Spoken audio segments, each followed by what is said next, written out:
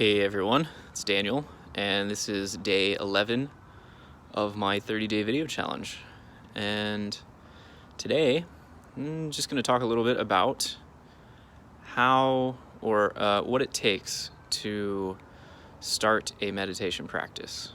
You know, what does it take for a ordinary, postmodern, secular, atheist American to make this shift to kind of a more spiritual perspective, or a more authentic way of living.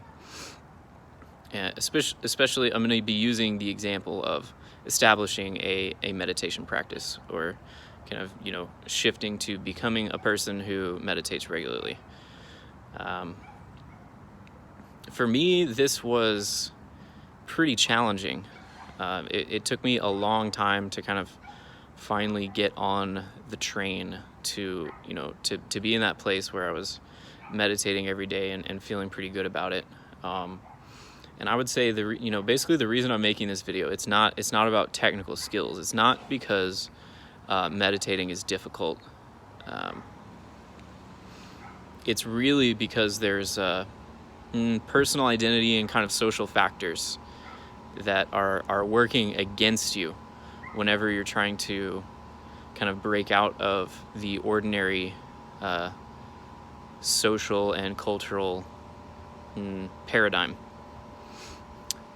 the zeitgeist, if you will, the spirit of the age.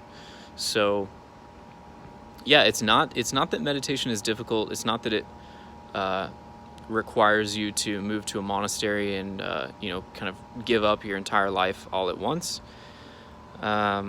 It was really more of the cultural programming, and it was a lot about my own personal identity having to shift, and that's actually probably more challenging for the average person or above average person than learning new technical skills, is like what we were talking about a couple of days ago, this adaptive challenge, which requires you to change your mindset, and in some ways change your own personal identity, who you think you are and what you think about yourself on a daily basis. So I'll tell you how did this come up for me? It came up for me because I had decided that I wanted to start meditating and be a person who had a regular daily meditation practice. But there was all of these environmental kind of cultural factors that were always like a magnet, kind of like pulling me away from the center that I knew I needed to be at. So this includes kind of having to explain why you're doing something weird to your friends who don't know what you're doing, or having to explain why you're leaving the dinner party early or not drinking alcohol or something, so that you can, so that later you can have a good meditation. So it's way more than just learning meditation skills, although that in itself can be its own kind of technical challenge, like learning some new skills and learning how to manipulate your attention in ways that previously you didn't know. It's actually having to have that conversation with my family and my friends, explaining what I'm doing and why I'm doing it, and what that means for the friendship or for the family, was significantly more challenging to me than actually learning to meditate. And I will say, actually, learning to meditate for me was pretty hard because my mind was very wild, very untamed. I would spiral. I would have negative thoughts 23 hours and 59 minutes a day. So my brain didn't want to get into that groove of clearing thoughts, breathing, being present, and just feeling whatever experience I was having at the moment. I was always trying to escape mentally, right? I was trying to distract myself or engage in some kind of short-term pleasure, taking drugs, chasing women, watching television, all kinds of things. And reestablishing some of those habits was quite challenging. But like I'm saying, the point of this video is actually that the identity shift, the internal shift, was even more challenging than any of that. So this is kind of what you're up against if you are going against the grain in any way against the culture. So, it's not cool to meditate in this culture. It's not cool to be a vegan. It's not cool to go out and buy an electric car. It's not cool to to care about vulnerability as a man. So there's like all these ways in which if you're going against the cultural grain, there's going to be significantly more resistance than if you were to attempt to succeed under the normal social rules, the ordinary conditions. Like, it is cool to go out and make a lot of money, and it is cool to have the finest whiskey on your shelf, and it's cool to have a new CD player, the newest iPhone, whatever it is. These ordinary measures of success that are appropriate in our culture, you're going to get a lot less resistance when people notice that you are chasing after them. People still might get jealous if you have something they don't have, but it's even worse when you're branching out or kind of undertaking one of these adaptive changes, because you're trying to go outside of the bounds of culture, and people don't like that. In fact, the culture doesn't like it either. There are layers and layers of systems in place to prevent people from accessing their own authenticity and from reaching outside of the bounds too far from cultural norms. It's getting worse these days with the political correctness and policing of language and things like this. Like, it's almost becoming illegal to have opinions that are not culturally sanctioned, and so we're getting ourselves into even more trouble, and it makes these adaptive challenges even more difficult. And the problem is,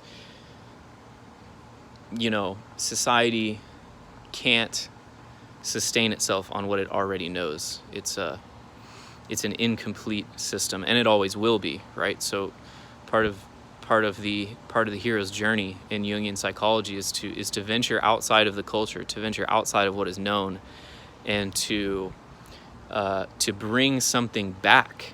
The hero always brings something back, and that thing that gets brought back is the thing that revivifies culture and kind of rekindles the fire so that we can all keep playing this game.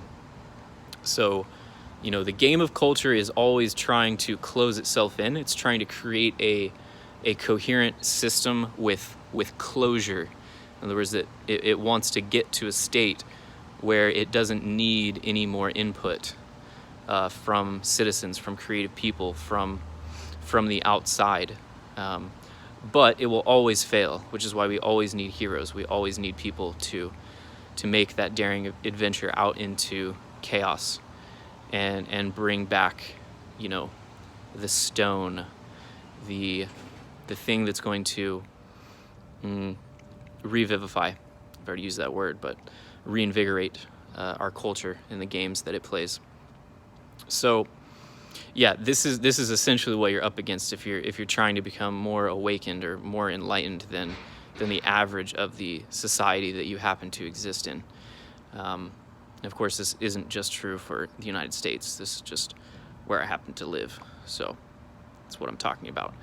So you have to prepare yourself. First of all, you have to anticipate that people are going to look funny at you. They're gonna ask you questions. They're gonna try and poke holes in your theory, right? They're gonna say all kinds of things, and that's because people get uncomfortable when they see someone else succeeding, but maybe skirting the rules or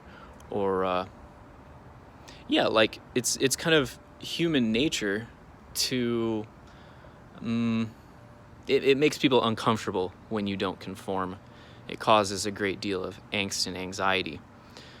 So there's a lot of pressure from social groups, from families, from friends, from society at large to stay in your box, stay in your bubble, right?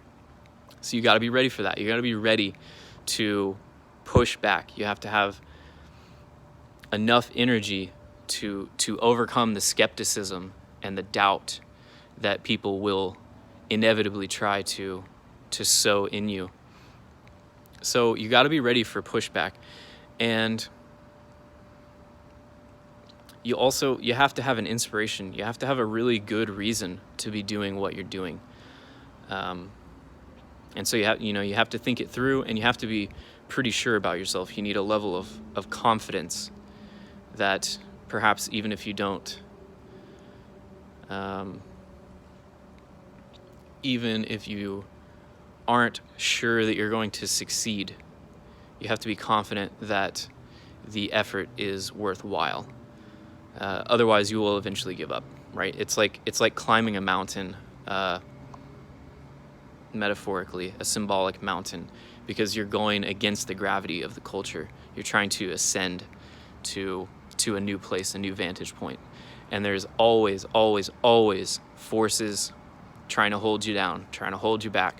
So you gotta get a little fighty, and you've got to have an inspiration. You have to have a very good reason for doing what you're doing. Sheer willpower is not always enough. So you've got to have that inspiration, and then you have to spend, for the average person, it's years developing habits. So you don't get to skip right to the top of the mountain. You have to actually take the whole path, and you have to spend time developing those habits, because habits are more powerful than willpower. Willpower comes and goes. When you're tired, you don't have a lot of willpower. When you're asleep, you don't have any willpower. If you've been drinking, maybe your willpower has your ability to think rationally and make a conscious, willful decision has been diminished. And what do people do when their willpower has been sapped? Is they revert back to their habits. So what you got to do is, when you do have the motivation, the inspiration, and the willpower, you have to spend that time building new habits.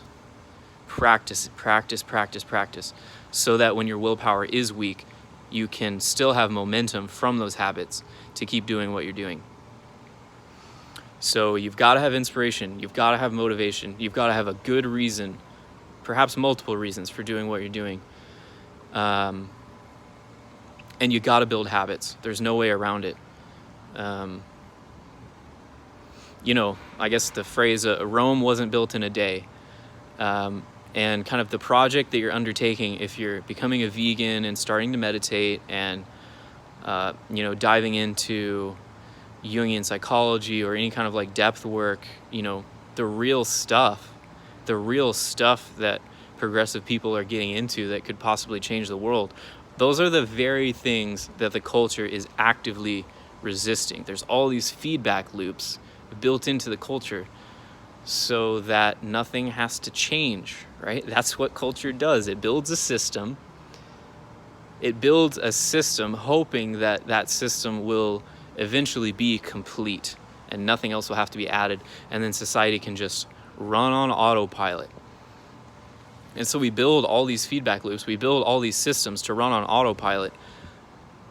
And as the environment changes, those feedback systems that have been running on autopilot, they keep doing what they were designed to do, but what they were designed to do no longer is necessary or serves a positive function in society. So, but that's what you're dealing with. There's been thousands and thousands of years of people building systems, cultural systems, designed to keep things under control. And you have to fight against that if you want to make any progress in the realm of personal development, personal growth. So yeah, the gist of the story is that it's not all about learning some skills. It's not learning how to sit quietly. It's not just getting some insight into your personal baggage or your Freudian complex, whatever it is. It's also a lot bigger than that. You're fighting against this huge system, and you're going to need more than just the ability to meditate. You have to learn how to have those conversations with hostile parties, people who don't want you to pull too far ahead in the race because it'll make them look bad.